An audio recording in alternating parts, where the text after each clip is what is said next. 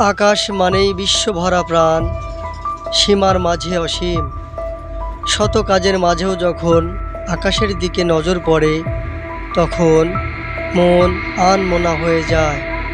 আর সেই নীল আকাশে যখন সাদা মেঘের ভেলা ভেসে চলে, তখন সেই দৃশ্য সত্যিই লাগে অনির্বচনীয়।